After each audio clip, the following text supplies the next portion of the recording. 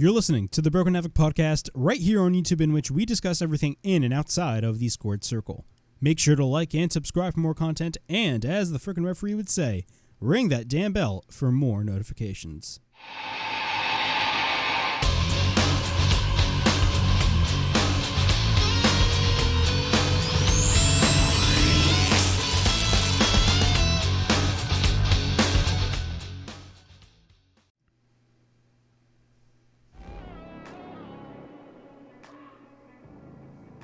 What's up, everybody? It is Broken Havoc here, right here on the Broken Havoc podcast, here to review Friday Night SmackDown and AEW Rampage from June 24th, 2022. Of course, it is the eve of Forbidden Door. Of course, Forbidden Door is going to be tonight, live on pay-per-view from the United Center in Chicago, Illinois. I'm not only going to be giving you guys my review of SmackDown and Rampage, but I'm also going to be giving you guys my prediction of Forbidden Door and going through the entire card as it is. But let's talk about SmackDown and Rampage. I thought SmackDown was a fine show. Rampage, we had a banger of a match between both Andrade, El Idolo, and Rey Fenix. We had Cash Wheeler wrestle Jeff Cobb. Of course, they are going to be facing, FTR is going to be facing the Great Okan and Jeff Cobb from United Empire, taking on Roppongi Vice for both the IWGP and Ring of Honor Tag Team Championships at Forbidden Door. Of course, we got Drew McIntyre and Sheamus teaming up together to take on the Usos in a qualifying match for the Money in the Bank ladder match, or a stipulation added. If they win, they are entering in the match. But before I get on with all this craziness, make sure to like and subscribe to the Broken Havoc podcast right here on YouTube, in which we discuss everything in and outside of the scored circle. Make sure to like and subscribe for more content, and as the frickin' referee would say, ring that damn bell for more notifications. Also, the Broken Havoc podcast is now available, or has been available, on audio platforms. It's available on Apple Podcasts, Spotify, Anchor, and Google Podcasts. I actually haven't posted the recent past couple of shows on those audio platforms, so I will do in the near future. So if you guys haven't checked out the Broken Havoc podcast in audio format, it is available on all of those platforms. All right, let's talk about SmackDown and Rampage. Overall thoughts on these shows. Again, SmackDown was a fine show, really. I feel like SmackDown really didn't serve its importance, in my opinion. I'm not really that big of a fan on what's going on SmackDown, especially last week. Of course, last week we had that crazy-ass match between both Riddle and Roman Reigns, which was a really good-ass match, in my opinion. Of course, we had Vince McMahon showing up on the show, which Vince McMahon is another story for another time. Of course, last week was a crazy shit show when it came to wrestling news. Of course, we had Jeff Hardy's arrest. We had Vince McMahon, being investigated because of some hush money that was apparently leaked by the board. We have a lot of stuff, that happened last week, and hopefully in the near future I get to talk about these things right here on the show. But enough about that. Let's talk about SmackDown. Of course, last week we had Riddle versus Roman Reigns, which did, after that match, of course, had Roman Reigns, of course, retain the Universal Championship, and led to the return of Brock Lesnar. Yes, Brock Lesnar is officially back ever since WrestleMania this past April, which Roman Reigns did beat Brock Lesnar in a really, let's be honest, not so good match on the show. But Brock Lesnar did return and gave Roman Reigns a frickin' F5, which basically WWE had announced a future match at SummerSlam in a last man standing match between both Roman Reigns and Brock Lesnar. What are my thoughts on this? Honestly, I think it's a stupid idea to have this feud go on. I think the feud should have ended already. This is getting to the point where it's very similar to the feud between both John Cena and Randy Orton. How many freaking matches have those guys had? It's absolutely freaking insane. And honestly, really, what is the point? I understand people that, people can say, oh, but Brock Lesnar is a draw. But honestly, there are so many other guys on the roster, guys like an AJ Styles, or hell, a Bobby Lashley, who did tease him wanting the WWE title. I believe it was at Hell in a Cell. I believe it was in that handicap match against MVP and Omos as well. So really, there's really no excuse. Why the hell did you want to bring back Brock Lesnar? It's a really stupid thing that WWE did. And honestly, I'm not really excited for that match. And honestly, the way that match is going to be going is we all know Seth Rollins is going to win the Money in the Bank, and he's going to be the one to cash in on either Roman Reigns, most likely, or Brock Lesnar. It's bound to happen. It's basically going to be a rehash of what happened back in 2015 at WrestleMania 31. That is basically what, you know, the whole Brock Lesnar and Roman Reigns thing is going to play out. It's going to play out exactly like it played out at WrestleMania 31. But yeah, man, let's talk about SmackDown again. SmackDown was I didn't really care about what happened on SmackDown. I mean, we had a couple of Money in the Bank qualifying matches, in which I'm actually for. I like the fact that we got some qualifying matches throughout these past couple of weeks for Money in the Bank. I think it's the right decision to go, considering the fact that, you know, usually for the past couple of years, you know, if you guys don't recall the Elimination Chamber back in 2021, you know, you had WWE basically, you know, booked a whole Elimination Chamber match, mainly because of the fact that those guys are former WWE champions. I like the fact that they go with the qualifying match route because it makes things a little more sense, in my opinion. That is just me. But we got Drew McIntyre kicking off the show. And he talks about how he was first drafted to SmackDown, which seemed like ages ago, in my opinion. And talks about how he was going to work his way back up. But no matter how many times he keeps winning, our tribal chief keeps on winning and basically, like, you know, taking him down. And it looks like he has to become Mr. Money in the Bank to basically get the opportunity that he deserves. Brock Lesnar showed up last week, and he will wrestle Roman Reigns in a last man standing match at SummerSlam. And, you know, he basically wishes them both good luck, and both guys are going to tear each other apart. I don't want to necessarily say he was wishing them luck, but he said that those two were going to tear each other apart. And he talks about how whoever wins, expect Mr. Money in the Bank to claymore one of their asses. But what happens is Sheamus comes out, and he basically proceeds to question Drew McIntyre. It says that he is the only one in this match because the only reason that he is in this match is because Adam Pearce felt sorry for him. The truth is, he does not belong in this match, and his only experience with the Money in the Bank is someone else cashing it in on him. Talks about how he was a former Money in the Bank winner and says that he cashed it in on Roman Reigns. If you guys do not recall, back in 2015 when WWE did that whole tournament when Seth Rollins got injured, Roman Reigns won that tournament and won the WWE title, which led to Sheamus basically cashing in his Money in the Bank and actually winning the WWE title. But he mentions his Money in the Bank victory, and what happens is Paul Heyman comes out. Of course, Roman Reigns' special counsel. Paul Heyman comes out, and he talks about how Roman will defend his title at SummerSlam and, you know, in the last man standing match. A last man standing match that will not be won by Brock Lesnar. The victor in that match will be, and still, undisputed champion Roman Reigns.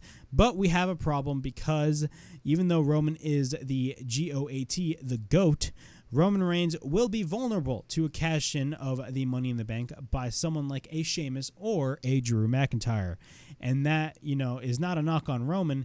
Even Brock will be vulnerable. So the champion, which will be Roman, will be vulnerable. And it has happened before. And he is here tonight to ensure that will not happen again. And then, you know, Paul Heyman basically mocks the booing, and, you know, he points at Adam Pearce, who does come out, and he says that he has a special announcement.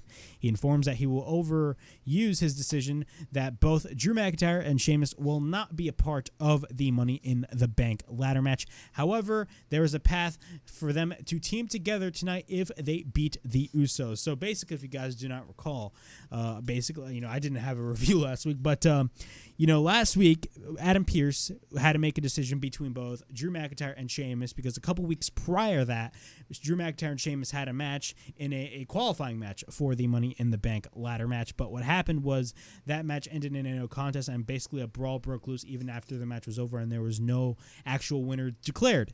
So what happened was last week, Adam Pearce had to choose whether either Drew McIntyre or Sheamus, and he basically made the decision of adding both to the Money in the Bank ladder match. He announced Sheamus first, but then Drew McIntyre instantly attacked Sheamus, but then Adam Pearce was like, oh no, I also choose you. So, you know, instead of doing, you know, the whole stupidity of like, you know, oh, you are a part of the match too, or you're both part of the match at the same time. You could have just done this match last week. So I really do not understand why, they had to just overturn it. It was I think it was such a stupid idea in my opinion, but hey, it is what it is. I mean, I would have done it differently. What I would have done was basically have that same, outcome happen between both Drew McIntyre and Sheamus in that qualifying match a couple of weeks ago, and then have this match booked last week instead of having it booked this week.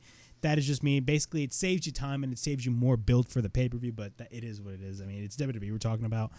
So, yeah, that will be your main event for later on the show. We got Shinsuke Nakamura versus Sami Zayn again, but this time it is going to be a qualifying match for the Money in the Bank ladder match. Overall thoughts on this match? This is a great match. I absolutely love the match. Every time when Shinsuke Nakamura and Sami Zayn both get in the ring, they always deliver really good matches, and honestly, this is no different at all. It really is no different at all. So Nakamura goes for a couple of kicks. He goes for the enziguri, and then we get a kick to the back of the neck of Sami Zayn. Nakamura then goes for the sliding German suplex. Then he goes for, it looked like a leg lariat, but we get a cover into near fall. At this point, Sami Zayn is on the outside. He sends Shinsuke to the ring post, and then he suplexes Shinsuke to the barricade. Then Shinsuke gets back at the count of 9, which is like a common occurrence for the past couple of weeks on SmackDown. Everybody's coming back to the ring at the count of 9. And then Shinsuke goes for the inside cradle, but we get a near fall. Sami then goes for a clothesline and hits the stomp. Then Sami sends Shinsuke to the corner. Then Sami runs into a kick, but then Sami jumps Shinsuke to the outside.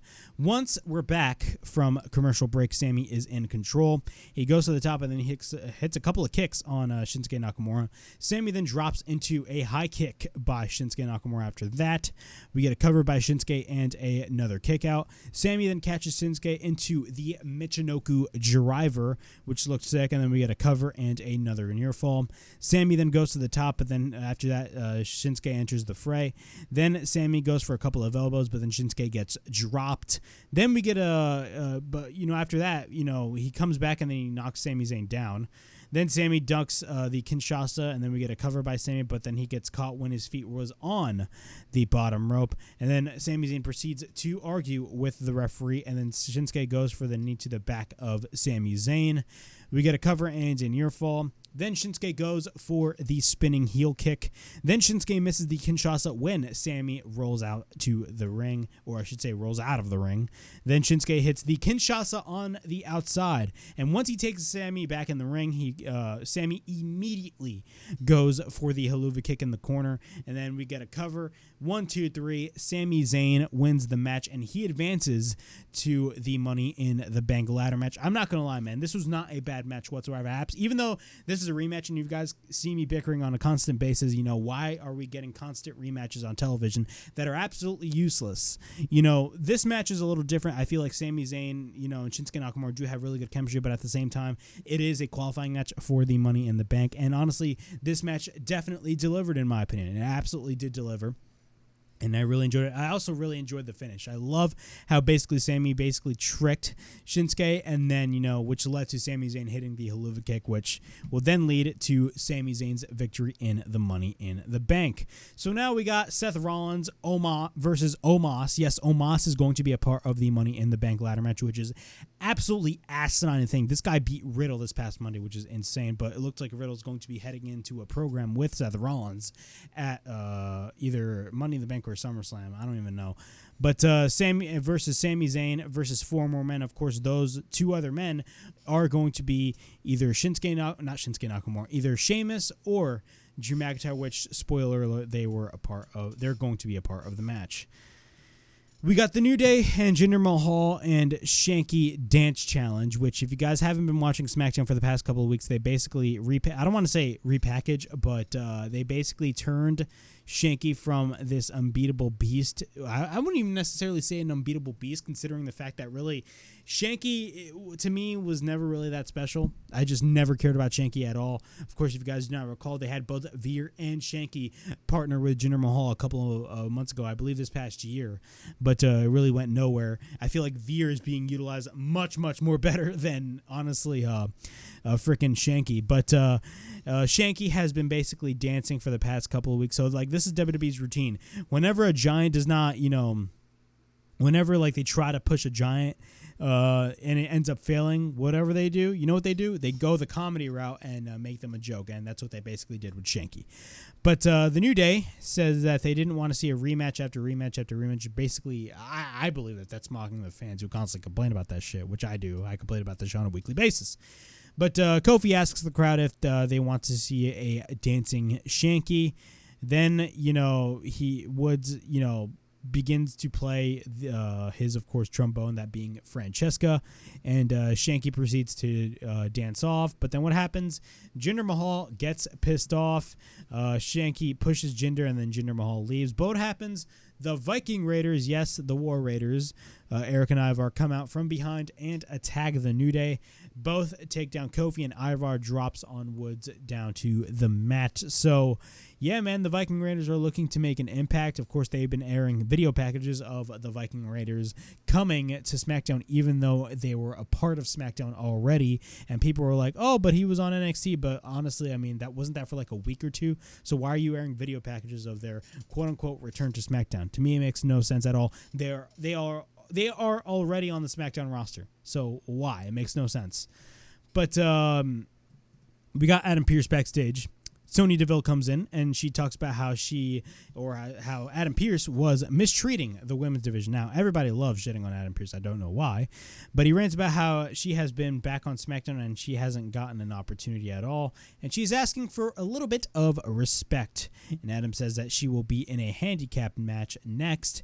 And that handicap match will be involving Raquel Rodriguez, a.k.a. Raquel Gonzalez, and Lacey Evans taking on Sonya Deville in a handicap match, which was a short match at all. But what happens is Sonya Deville comes out with both Xia Li and Shayna Baszler, which is very weird to me. I mean, Xia Li, the way that they turned Xia Li heel was basically from a video package.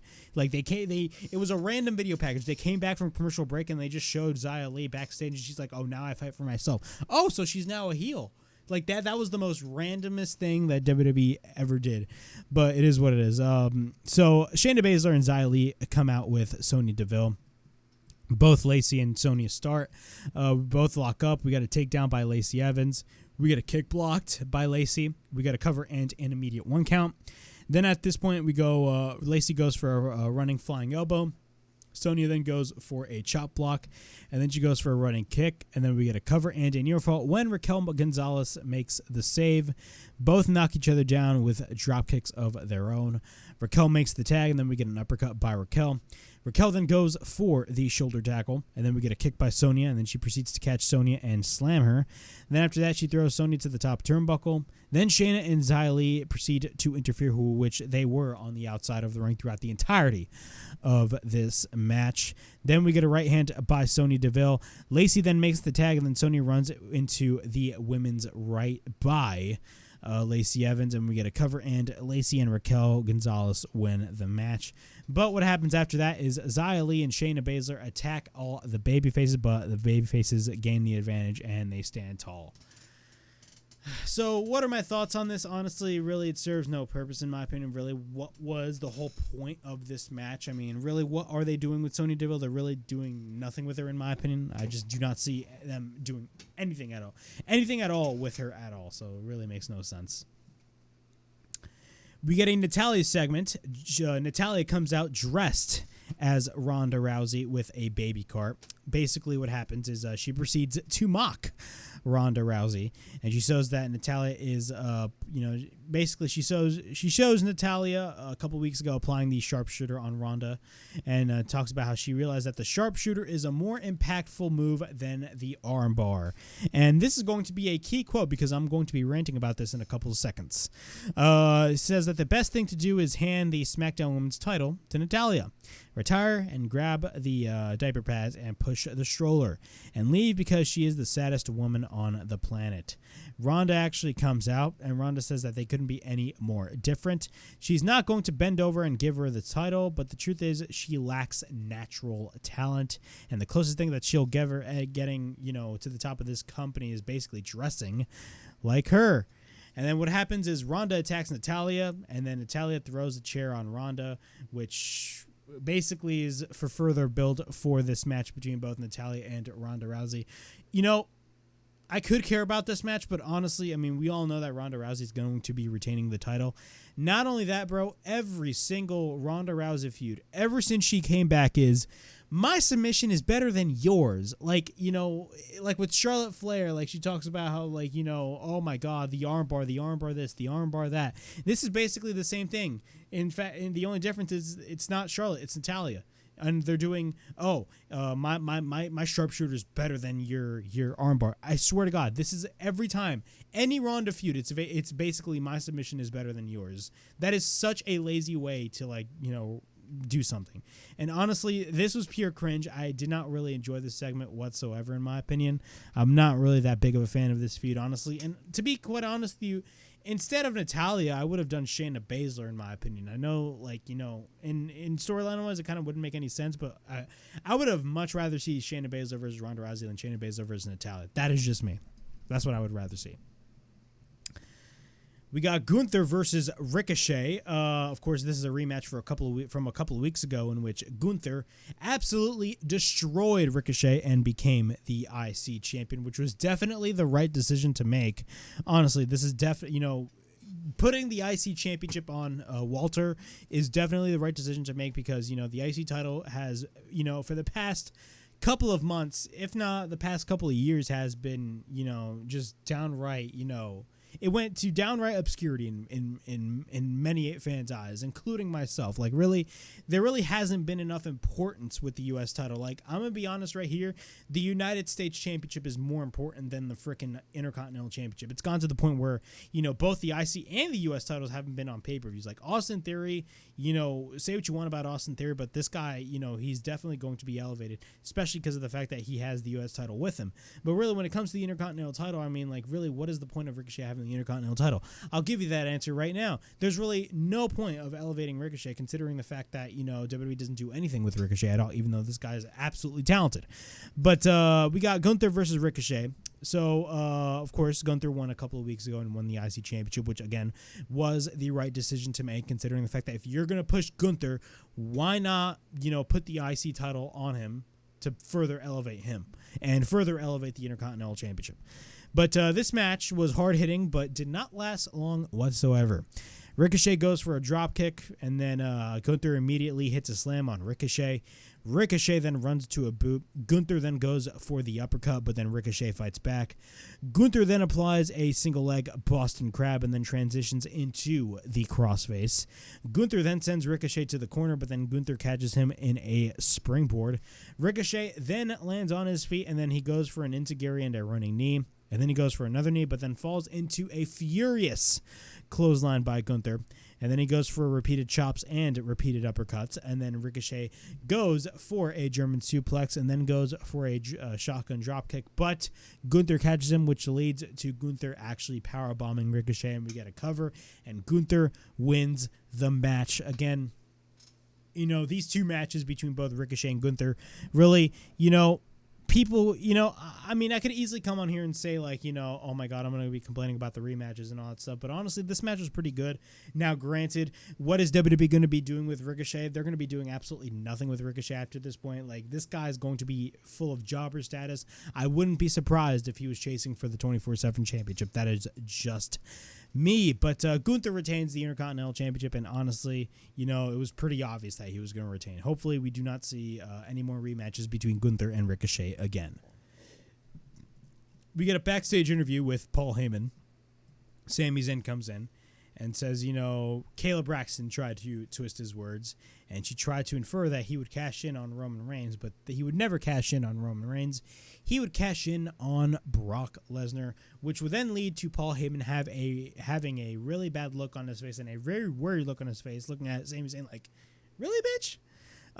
Do I honestly see Sami Zayn winning the Money in the Bank? Absolutely not. I mean, you can't, I mean, there can be a story there, but, like, I mean, again, you know, I feel like the most logical choice to win the Money in the Bank is definitely Seth Rollins, because then, you know, I mean, really, there's nobody on the roster besides Roman Reigns right now, you got your Drew McIntyres, but really, let's be honest. The guy to take the title from Roman Reigns should have been Cody Rhodes, and right now Cody Rhodes is on the injured list, which absolutely sucks.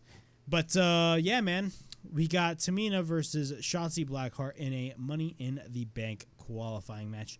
I believe originally this match was supposed to be Aaliyah versus Shotzi Blackheart, but then they changed it to Tamina versus Shotzi. But we got a Money in the Bank qualifier for the women. Shotzi applies a sleeper. Tamina takes her down, and then Shotzi sends her into the corner. Tamina then goes for a power slam, and then we get a cover into near fall. She takes Shotzi to the top, and then Shotzi wraps her legs to the throat of Tamina around the ropes, or I should say on the top rope. We got a drop kick by Shotzi, and then Shotzi goes for the enziguri. Then she hits a senton onto the back of Tamina. Shotzi then lands into a kick. Then Tamina gets taken shoulder first onto the post. Shotzi then goes for the DDT, and then we get a cover, and Shotzi Blackheart wins and qualifies for the women's Money in the Bank ladder match. So we now got Raquel Rodriguez versus Alexa Bliss versus Asuka versus Lacey Evans versus Shotzi versus Liv Morgan versus one more mystery opponent. Now, a lot of people are actually speculating that this mystery opponent is going to be none other than the return of Bayley, which, if Bayley is the case, honestly, sign me up. I don't care. I'd put the Money in the Bank on Bayley once again. I don't care what anybody says. I'd do it. But we're going to have to wait and see. A lot of people are, speculating that's going to be Bayley. I definitely do think it's going to be Bayley. But, again, it's a situation in which we're going to have to wait and see what happens at the pay-per-view. So we got Maximum Male Models, if you guys do not know. WWE completely repackaged LA Knight into Max Dupree, and he is the head of this modeling agency called Maximum Male Models. So, they have the spotlight there, and last week they had the spotlight in the middle of the ring, but Max Dupree was with Adam Pearce backstage basically saying that, the lighting was not really good or whatever the hell he was going to say. And today, or I should say this week, is a little different. Max Dupree once again is backstage confronting Adam Pearce and says that last week the lighting, and this week he has failed the dressing room with the temperature of 68.8 degrees. And, Max Dupree keeps on rambling and says that, the WWE Universe is going to stimulate the juices, which I definitely do see that being a freaking Vince McMahon line. I mean, stimulating the juices is such a line coming from Vince McMahon, in my opinion. But this whole thing with Maximum Male Models, in my opinion, is such a joke. And, with the fact that they keep on, pushing this back on a constant basis, I feel like this is a situation in which WWE really does not know what to do with these people. So they are constantly pushing it back to see what they can do. But again, a lot of people are speculating that's going to be, a return. Like, for example, a Cesaro is going to be coming back for this, which I doubt. It's not going to be Cesaro. Like, Cesaro, people need to keep in mind that Cesaro did not want to re-sign with the WWE. He let his contract run out, and he decided not to re-sign. So, honestly, I mean, what do I see happening? I mean, I don't really see this whole thing going anywhere, but it is what it is. We're going to have to wait and see. Pat McAfee gets the microphone, and of course last week, Baron Corbin, or I should say bum-ass Baron Corbin, a.k.a. Happy Corbin, talked down on Pat McAfee last week on the show and basically threatening him. And what happened was Pat McAfee was saying, constantly chanting bum-ass Corbin. So Pat McAfee gets the mic, and he talks about bum-ass Corbin, and he talks about how this whole job about being a commentator and all that stuff makes him feel alive. And he actually challenges bum-ass Baron Corbin to a match at SummerSlam. So Pat McAfee is once again going to be wrestling. This time it's going to be in Nashville at SummerSlam. And honestly, I'm not against it, man. Pat McAfee is pure gold on the microphone, and he is pure gold in the ring. Like, this guy is absolutely charismatic. He's literally one of the best things on SmackDown right now, in my opinion. Pat McAfee is by far one of my favorite color commentators. Like, Pat McAfee, man, every time when he speaks, man, he's so enthusiastic, so energetic, and him pairing with Michael Cole, honestly, it made me a bit more of a fan of Michael Cole, because like back then I used to hate Michael Cole, not personally, just like on television, like I was just not that big of a fan of Michael Cole. But like right now, I mean, I feel like Pat McAfee alone elevated Michael Cole to the point where like now both Michael Cole and Pat McAfee are just like now a fan favorite commentary team, and that's what I really enjoy. But it's great to see Pat McAfee it's great to see him wrestling again at SummerSlam. Honestly, I'm definitely excited to see where. I mean, I see him winning the match regardless. I do not see him losing. But yeah, man. We got Drew McIntyre and Sheamus versus the Usos, which was a fun, pretty good match overall. But of course, you guys honestly knew who was gonna win this match. It was going to be Drew McIntyre and Sheamus. The Street Profits come out and they hang out on commentary. Sheamus and Drew argue, of course. Both Sheamus and Drew are adversaries. Butch enters the fray. Yes, Butch came in, but leaves. Jimmy then starts with Drew. Then after that, he sends Drew to the corner, but then Drew hits a clothesline. We get a double hip toss by Sheamus and Drew on Jimmy. At this point, Sheamus is the legal man. Then Sheamus proceeds to pick up Jimmy. Jay makes the tag, and then he goes for a jumping forearm in the corner. Sheamus is in control, and then Sheamus goes for the 10 beats of the bowering on Jay. Then he proceeds to pick up Jay after that, and then he goes for the rolling senton. Then Jay escapes when he's almost getting hit with the bro kick, but then Drew takes out Butch on the outside, causing tension between both him and Sheamus. Then this leads to both Sheamus and Drew McIntyre fighting it out. Jay then takes them both out to the outside. Once we're back from break, Jay is in control over Sheamus. Jimmy then goes for the blind tag, and then Sheamus goes for the Irish Curse backbreaker. Jimmy then hits a super kick on Sheamus, and then we get a cover and a near fall. Jimmy is in control. We get a spinning enziguri by Jimmy Uso, followed by a running hip attack. Then after that, Jimmy later runs into a bro kick by Sheamus. Drew makes the tag, and then he goes for the belly-to-belly suplex. Jay then runs Drew to the post, and then he goes for the super kick, but then Jimmy makes the tag. We get a super kick on Sheamus, and then the Usos go for the double super kick, but then Jimmy goes for the Uso splash. Jay then sends Sheamus to the outside, which will lead to a neck breaker by Drew on both Usos. Then the Usos are on the outside. Jay goes for the super kick on Drew. Butch then runs into the ring, which leads to Sami Zayn to enter the fray, and he tries to go for the haluva kick, but then lands on Dawkins. Then the Profits face off with both of the Usos. Of course, the Street Profits are going to be facing the Usos at Money in the Bank for both the Raw and SmackDown Tag Team Championships. And then the Profits, after that, Drew hits a senton over the top, taking everybody out. Drew then comes back in the ring, and then he takes Jimmy into the ring. He runs into a super kick, but then Drew hits the Claymore, and we get a cover, and Drew and Sheamus win the match. Now Sheamus and Drew McIntyre advance, and they will now be a part of the men's Money in the Bank ladder match. Overall thoughts, I mean, it was a pretty good match to close off the show, but really, this was a match that really should have happened last week instead of this week, considering the fact that they had the whole Adam Pearce, choosing Sheamus, and then he chose Drew McIntyre. I mean, you could have done something like this last week, so I don't know why they didn't do it last week, but all in all, they still did it. Drew McIntyre and Sheamus are going to be a part of the Money in the Bank ladder match. Are they going to be winning that match? I do not think so, considering the fact that, really the most logical guy, and I constantly say this, the most logical guy to win the Money in the Bank ladder match is Seth Rollins, because let's be honest right here, Seth Rollins is on a crazy ass roll right now. Like, he had fantastic matches with Cody. Like, his match at WrestleMania was fantastic. The match at WrestleMania Backlash, which was the opening match of the entire show, was fantastic, and the match at Hell in a Cell was really good as well, considering the fact that Cody Rhodes was wrestling with a torn pec. So really, again, much respect to Cody Rhodes. So Seth Rollins really has been on his A game, and he's doing right now the best work of his career. So again, Seth Rollins is the most logical guy to win the Money in the Bank. But yeah, that was my SmackDown review from June 24th, 2022. Overall thoughts on the show. It was a pretty fun little show. Of course, we had a couple of Money in the Bank qualifying matches. But really, did I care a lot about a lot of the stuff that happened on the show? Really? Not really. Not really. All right. Before I head on to the Rampage review, make sure to like and subscribe to the Broken Habit Podcast right here on YouTube, in which we discuss everything in and outside of the squared circle. Make sure to like and subscribe for more content, and as the frickin' referee would say, ring that damn bell for more notifications. Also, the Broken Habit Podcast is also available on audio platforms.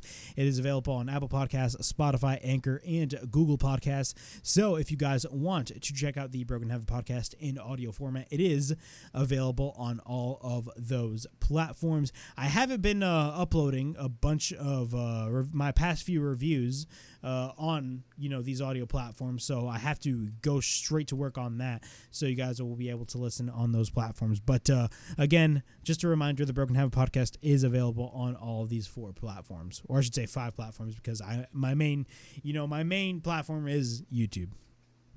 All right, let's get on to AEW Rampage. Overall thoughts on Rampage. I thought Rampage was a pretty good show. Of course, it is the final show before Forbidden Door. Forbidden Door, of course, is going to be taking place at the United Center in Chicago, Illinois. Of course, the United Center hosted CM Punk's debut. Of course, that was Rampage, the First Dance, which led to CM Punk's debut, and that was an absolutely historic night, not only in AEW's history, but wrestling history in general. But overall thoughts on Rampage. We had an amazing match between both Andrade El Idolo and Rey Fenix, man. This match was absolutely freaking insane, man. I remember a couple weeks ago we had, the Young Bucks versus the Lucha Bros once again, man. Those guys absolutely tore the house. And every time when the Lucha Bros and the Young Bucks face off, man, it's guaranteed it's going to be a 5-star match, 100%.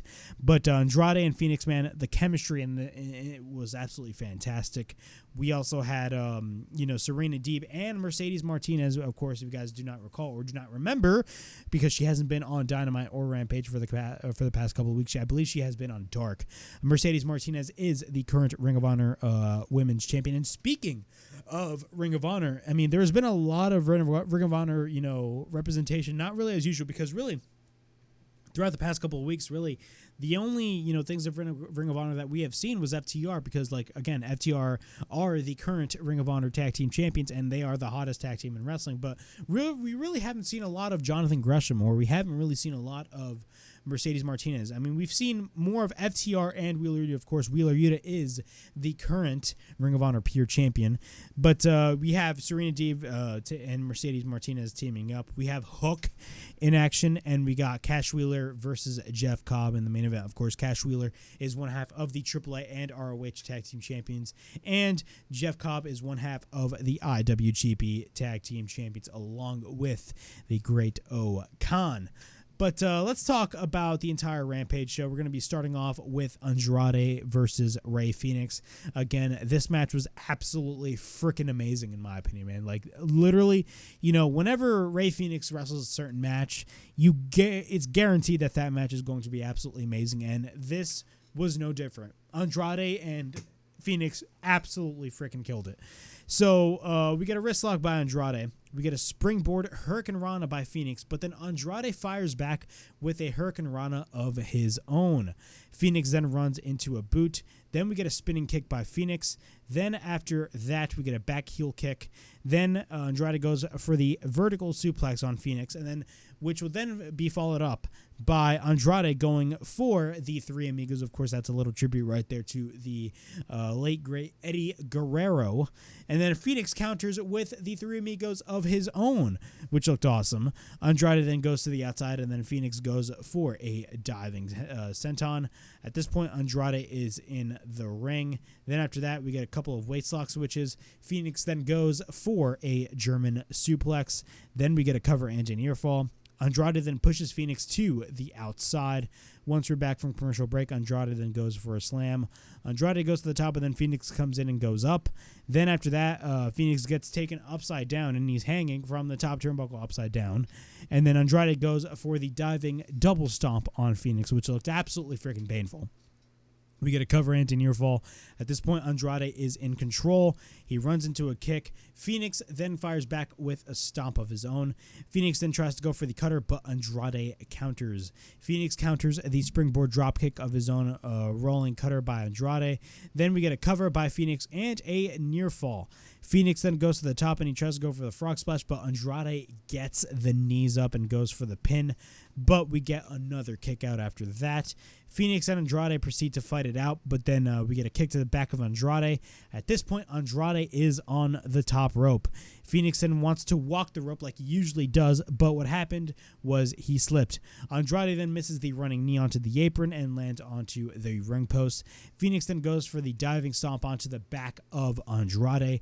Once we're back from commercial break, both are on the top. Fenix then goes for, it looked like a modified version of like a Spanish fly. I gotta watch back that because that looked absolutely sick. Like literally, once we came back from commercial break, the first thing you saw was a freaking Spanish fly. That was freaking amazing. Rey Fenix is unreal, man. One of the best in-ring performers right now today. We get a cover engineer fall when Andrade gets his foot onto the rope. At this point, Fenix is selling his knee. Then Andrade gets the tablet but gets caught. Of course, Jose was on his side and he basically gave Andrade the tablet, but eventually Aubrey Edwards caught that and took it away from him. Then Andrade then tries to go for the low blow, but then Fenix avoids it. Andrade then counters a kick by Fenix and hits a drop kick after that. Andrade then gets taken to the middle rope. We get a spinning kick on the top by Fenix, but then Fenix then goes for the somersault onto the outside through the rope. But then what happens is Alex Abrahantes and Jose are in the ring. Then what happens is Rush comes in and low blows the hell out of Fenix. Of course, I believe that was the former tag partner of Andrade. Then after that, he takes Fenix in the ring, and then Andrade hits the hammerlock DDT, and Andrade gets the win over Rey Fenix. Overall thoughts on this match, man. This was such a barn burner of a match. A fantastic opener to open up Rampage, in my opinion. It was a great match. Again, any match that Rey Fenix is involved in, I mean, this guy, this guy is absolutely freaking untouchable, in my opinion. Like, this guy is insane. Eddie Kingston is backstage, and, he wants, people to buy Forbidden Door, but he also talks about Blood and Guts, which is going to be following Forbidden Door. It's going to be the fallout of Forbidden Door, but we're going to be getting the Blood and Guts match between, of course, the Jericho Appreciation Society, Chris Jericho, versus Eddie Kingston, Santana and Ortiz, and the Blackpool Combat Club, but there is going to be a replacement for Bryan Danielson. If you guys do not recall, Bryan Danielson was supposed to face Zack Sabre Jr. at Forbidden Door, and it was also supposed to be taking part of the Blood and Guts match, but that is not going to be the case because of a minor injury that Bryan Danielson is going to be sustaining. So, follow that. You got Eddie Kingston saying that he can't wait to taste Chris Jericho's blood, which is absolutely hilarious. Keith Lee and Swerve backstage. Of course, it looks like they're still not on the same page after what happened at the Battle Royal a couple of weeks ago on Dynamite. We got Serena Deeb and Mercedes Martinez taking on Sierra and Lady Luck. Of course, very weird, very odd and very weird pairing between both Serena Deeb and Mercedes Martinez. Of course, again, Mercedes Martinez is the current Ring of Honor Women's Champion. Pretty short match, really. This whole match was booked really to get over, in a way, Serena Deeb and Mercedes Martinez. Still some ill will right there as they showcased on this match. Serena applies the abdominal stretch. Mercedes makes the tag. We get a roll-up by Lady Luck and a near fall. Mercedes then goes for the spine buster after that. Serena Deeb then makes the tag. And then after that, she hits an overhand chops on, Lady Luck. Deeb applies the bridge on Lady Luck. Lady Luck makes it to the ropes. She hits an overhand chop, I believe it was. Mercedes makes the tag. She hits a couple of chops, and she goes for the running elbow. Serena Deeb makes the tag, and then she hits a clothesline into the corner. We get a running drop kick by Mercedes, and both Deeb and Mercedes hit the double suplex. We get a running elbow to the top, to the back, I should say, of Lady Luck. And then Mercedes applies the Romero special, but at the same time, Serena Deeb applies the Serenity Lock at the same time. And both Deeb and Mercedes win the match. So, where does this lead to? I mean, it was clearly shown that there was a little bit of tension between both Serena Deeb and Mercedes Martinez. So, a lot of people are saying that Ring of Honor actually does have a pay-per-view. I believe it's Death Before Dishonor next month. And honestly, a good match is definitely Mercedes Martinez versus Serena Deeb for the ROH Women's title. We're going to have to see where this follows up. Hopefully, Mercedes Martinez is going to be on Dynamite. I do not know if that's going to be the case. But, again, this episode of Rampage, we saw a lot of Ring of Honor tonight. We really did. We got a video package of Tully Blanchard Enterprises, which was basically a faction by Tully Blanchard that was part of the Ring of Honor brand. If you guys did not watch Supercard of Honor, of course, they revealed that Brian Cage was a part of Tully Blanchard Enterprises. So again, we're getting more and more Ring of Honor involvement, and again, this is definitely leading to a possible pay-per-view maybe next month. So after that, we got Jonathan Gresham. Of course, Jonathan Gresham is the current Ring of Honor World Champion. And Lee Moriarty backstage. Tully Blanchard comes in, and then, Tully offers a challenge. I believe one of his wrestlers challenged them into a match, and Gresham basically accepts, or I think it was the other way around. I completely forgot. But it's great to see not Tully Blanchard. It's great to see Tully Blanchard, but it's also great to see Jonathan Gresham on AEW TV. The last time Jonathan Gresham was on AEW television was at Battle of the Belts 2, in which he defended his title against Dalton Castle. Hopefully, he shows up more on AEW television. That's just me. We got Hook versus the DKC. Hook is in action. Hook goes for a takedown. He applies a near fall, or a knee bar, I should say. DKC goes to the ropes. Hook goes for a couple of knees, and we get a couple of body shots in the corner by Hook. Then he throws around DKC across the ring. DKC goes for a couple of chops into the corner, and then he proceeds to chop a couple of chops on Hook. Then Hook goes for the overhand throw, and he goes for the crossface strikes, and he applies the red rum, but then DKC taps out, and Hook wins the match. Then our main event, we got Cash Wheeler and taking on Jeff Cobb. Of course, at Forbidden Door, it's going to be FTR versus Roppongi Vice versus Jeff Cobb and Great O'Khan in a unification match. Or I shouldn't say unification match, but it's going to be a winner-take-all match for both the Ring of Honor and IWGP Heavyweight Tag Team Championships. I'm going to be talking about this in my prediction video, but I honestly believe that FTR is going to be winning those titles. But I'll talk about that later on. Overall thoughts on Cash Wheeler versus Jeff Cobb. This was a pretty good match overall. I definitely enjoyed this match for what it was. It was basically a preview of what you were going to be seeing at the Forbidden Door show, kind of similar to what we saw last week with Orange Cassidy and Roppongi Vice taking on Will Ospreay and the rest of United Empire, a.k.a. Aussie Open. It's kind of similar in a way. But both lock up. We get a side headlock by Cash, and we get a shoulder tackle by Jeff Cobb. Then Cash goes for the side headlock, but then we get a shoulder tackle by Cobb once again. At this point, both are on their feet. We had a couple of kicks by Cash Wheeler, and then he goes for his side headlock. Once again, a bunch of side headlocks in the beginning stages of this match. We get a side headlock by Cobb, and then after that, we get a waistlock takedown by Jeff Cobb. Then Cash goes for the side headlock, and then we get a drop kick by Cash. But then later, Cobb drops him onto the top rope. Cobb then drives Cash across the ring. Once we're back from commercial break, then Cobb has Cash up on his shoulders, but then Cash counters into the full Nelson. Then Cobb takes him into the corner, but then Cash fights off Cobb. Then Cobb goes for a right, and then Cash fights off Cobb after that. Both exchange shots, and then we get a backslide attempt by Cash Wheeler. Then Cobb gets up, but then Cobb misses a couple of right hands. We get a couple of uppercuts by Cash Wheeler. Cash then goes for the chop block, followed by a running uppercut by Cash Wheeler. He goes for the crossbody over the top rope onto the outside on Cobb. Then, after that, Cobb gets taken to the ring.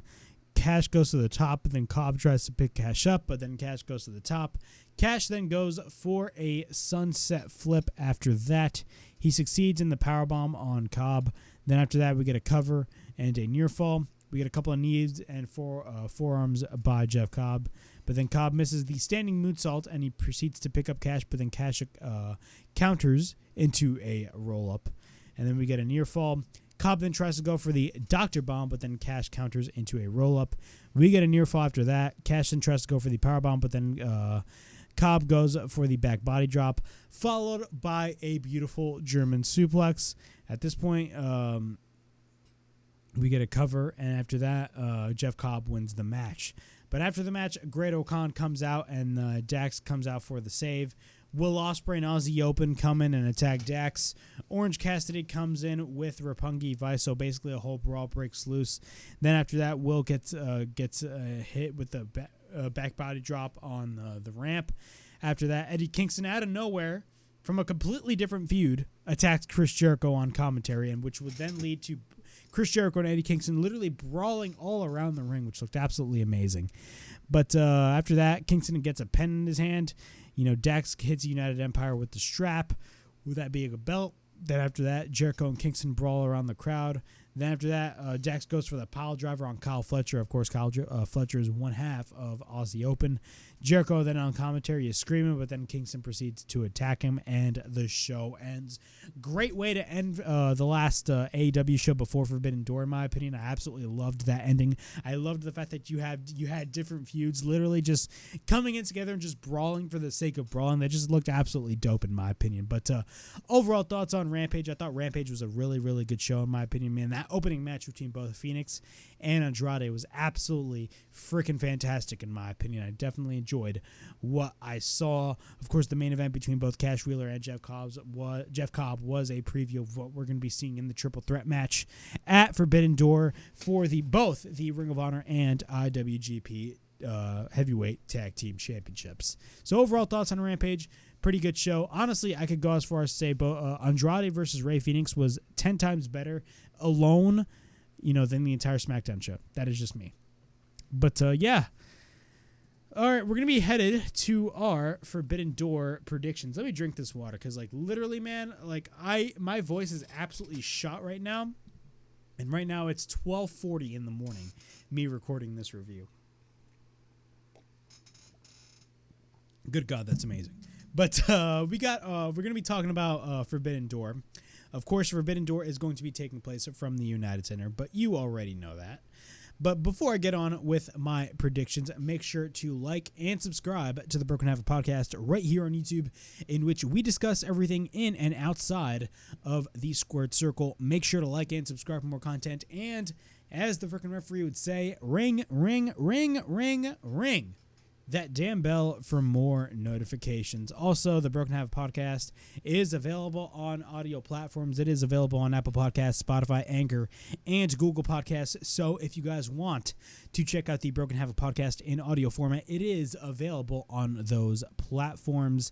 And I will be uploading the past few shows that I had of the podcast up on those platforms because I haven't been doing so lately. But keep an eye out on the Broken Half podcast on those audio platforms. All right, let's talk about Forbidden Door. Of course, Forbidden Door is going to be Sunday, June 26th. That being tonight. Actually, it's today because I'm going to be uploading this in the morning, so you guys are going to be watching this in the morning. But we got Forbidden Door happening, and honestly, this whole show, a lot of people are saying it all over Twitter that, this show is absolutely cursed. And I couldn't agree with them more, considering the fact that we have a slew of freaking injuries. And, we have CM Punk injured, Bryan Danielson injured, Andrade. I believe the original plan was for Andrade to face Will Ospreay, but apparently there was a problem with the other partnerships that New Japan has because, of course, AEW is partnered with AAA, but New Japan is partnered with CMLL, and there's some tension right there between both CMLL and AAA. A lot of drama going on. It was really tough to basically book this, not book this show, but really, get a couple of the wrestlers on hold, considering the fact that a lot of these wrestlers are injured, and a lot of these matches were forced to change because of these injuries. So that absolutely sucks.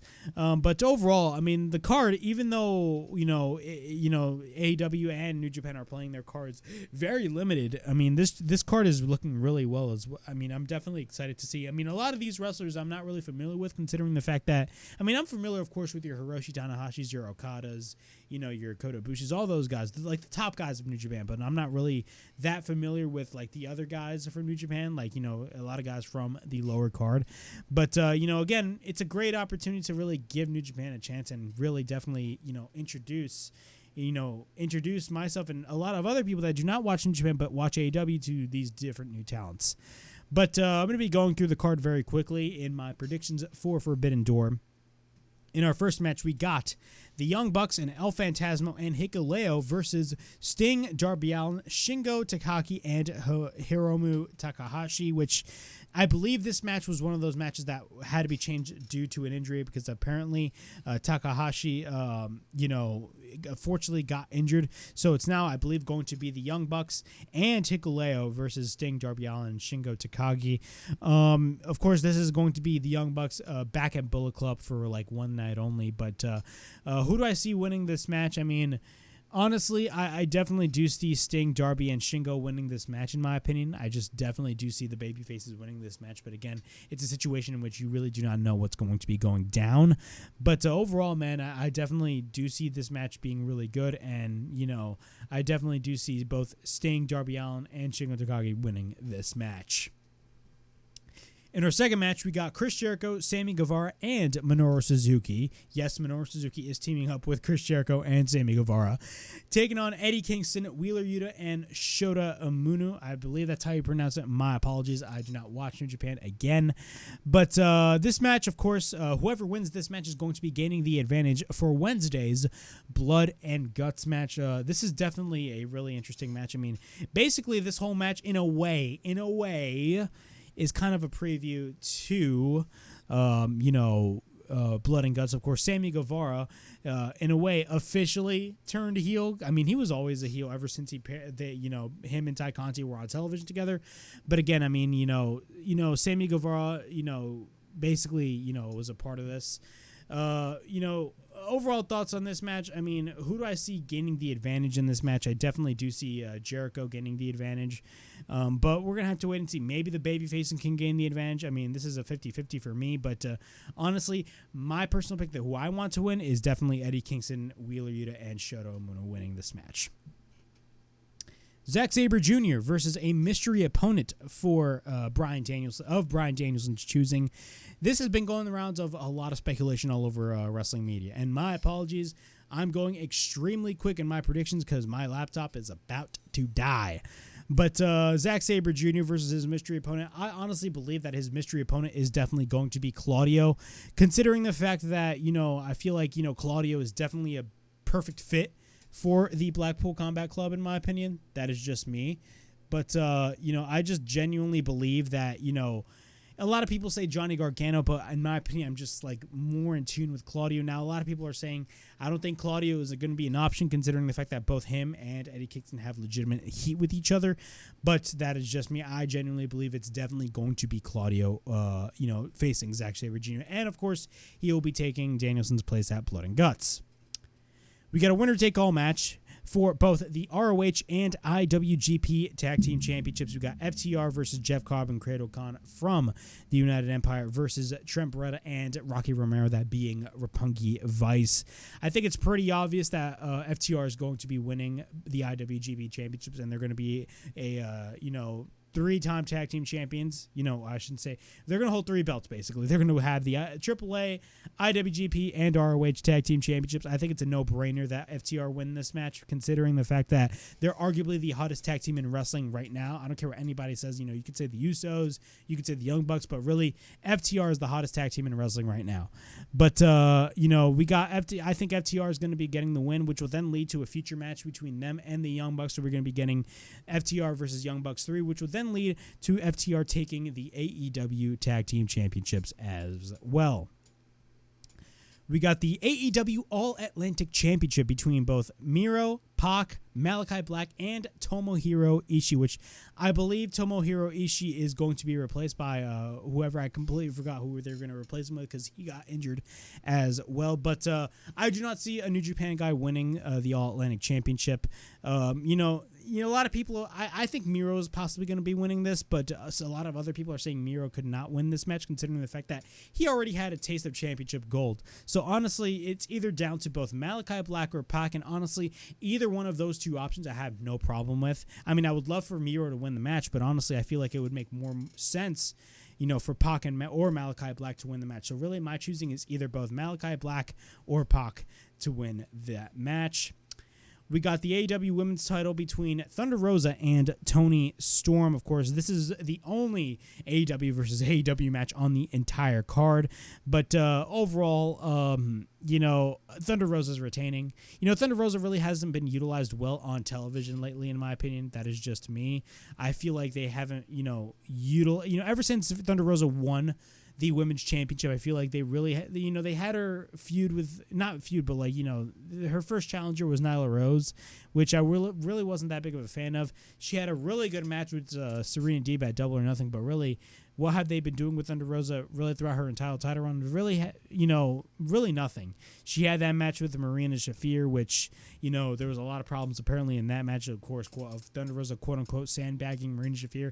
It was a freaking mess. But we got Thunder Rosa versus Toni Storm. Who do I think is going to be winning this match? Honestly, Thunder Rosa is going to be winning this match. I think it's way too soon for Thunder Rosa to lose that title, in my opinion.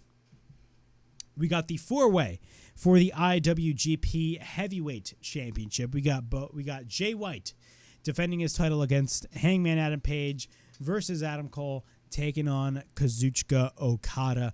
This is going to be a huge match, man. A lot of people were speculating on how AEW and New Japan were going to play this whole feud out, because originally we all thought that Hangman was going to be facing Okada one-on-one.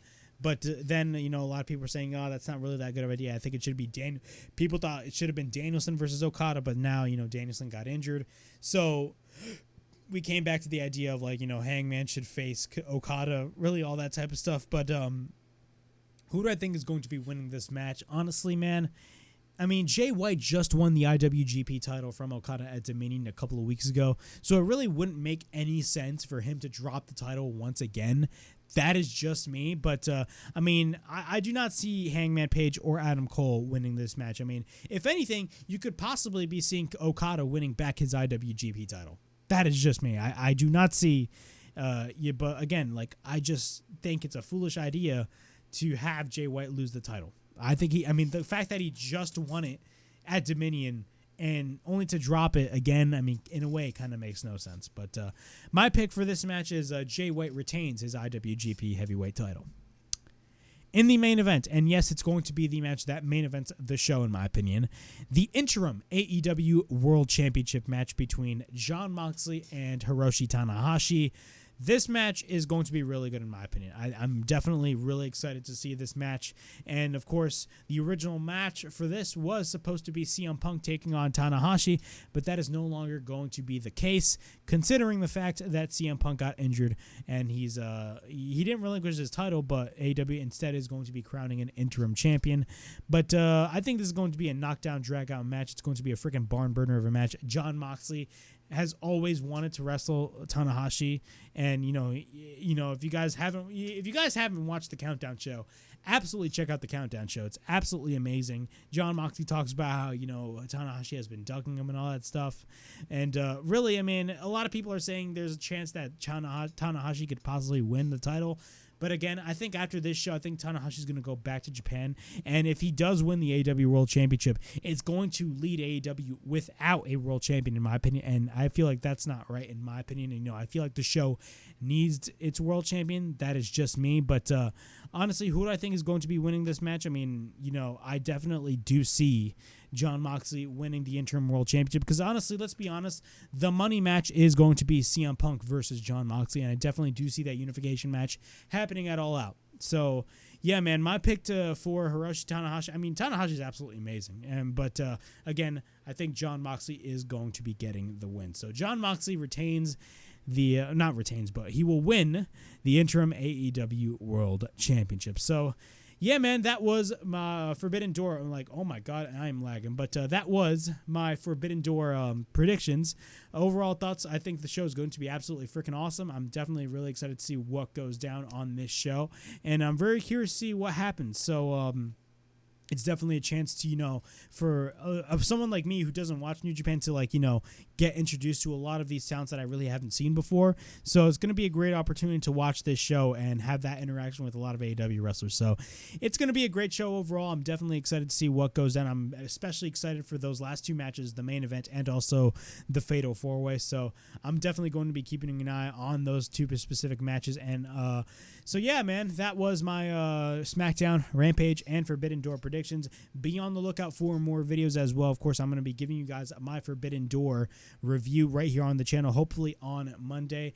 And yeah, that is everything that I have for you guys. So please like, subscribe, comment down below, push that bell for notifications, and be on the lookout for more videos right here on the Broken Havoc podcast. And as always, it is Broken Havoc signing out.